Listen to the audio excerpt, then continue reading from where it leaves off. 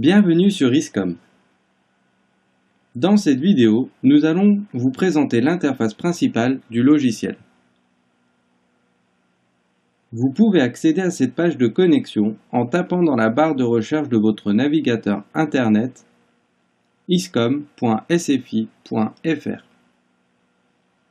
Après avoir entré votre identifiant et votre mot de passe, vous devez cliquer sur « Se connecter ». Vous arrivez alors sur votre espace personnel ISCOM. Tout d'abord, vous pouvez naviguer dans différents groupes de discussion auxquels vous avez accès. Par exemple, la comptabilité ou le marketing. Sachez que les groupes sont entièrement personnalisables en fonction de votre entreprise. Le menu Administration permet d'accéder à toutes les fonctionnalités disponibles pour l'administrateur. Le menu Mon compte permet de changer de mot de passe, modifier un message d'absence ou planifier une période d'absence pour en tenir informé vos collaborateurs. Ces deux menus font l'objet de vidéos à part entière. Lorsque vous cliquez sur la loupe, un cadre apparaît et vous permet d'effectuer une recherche rapide dans les conversations. Par exemple, en tapant clim, vous accéderez à toutes les discussions qui parlent de clim.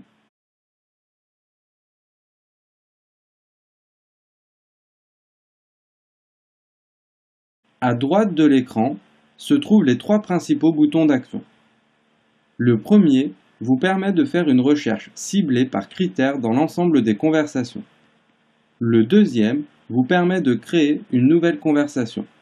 Et enfin, le dernier vous permet d'accéder à votre to-do list ou votre liste des tâches à effectuer. Ces trois boutons font l'objet d'une vidéo dédiée. Enfin, vous avez le tableau qui regroupe toutes les interactions au sein de votre entreprise. De gauche à droite, la première colonne correspond au numéro du message. La deuxième colonne correspond à la date à laquelle le message a été posté.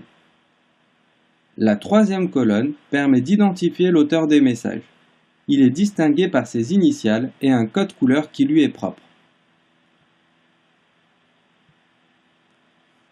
Ensuite se trouve la liste des collaborateurs présents dans le groupe. Il y a une colonne par utilisateur, ce qui vous permet de voir qui est concerné par un message.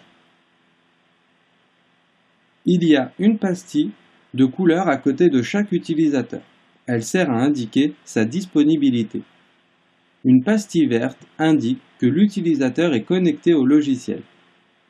Une pastille orange indique que l'utilisateur n'est pas connecté. Enfin, une pastille rouge indique que l'utilisateur a planifié une période d'absence. Une bulle apparaît quand un utilisateur écrit un message. La colonne date d'échéance. Elle vous permet de voir en un clin d'œil la date limite à respecter pour une tâche demandée. La colonne objet. Elle représente les grandes catégories de discussion, comme par exemple urgent ou devis. Elles sont entièrement personnalisables selon les spécificités de votre entreprise. Chaque objet a une couleur unique qui vous permet de les identifier rapidement sur votre écran. La colonne message. Elle regroupe toutes les discussions. Les messages changent de couleur selon l'utilisateur qui les rédige. La colonne action.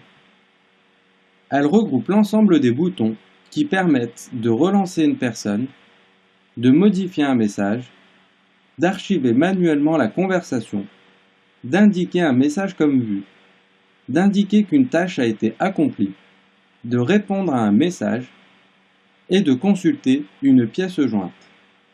Nous y reviendrons plus en détail dans une autre vidéo. Enfin, pour vous déconnecter de votre espace personnel ISCOM, il faut cliquer sur l'icône en haut à droite. Merci d'avoir regardé cette vidéo et à bientôt sur ISCOM.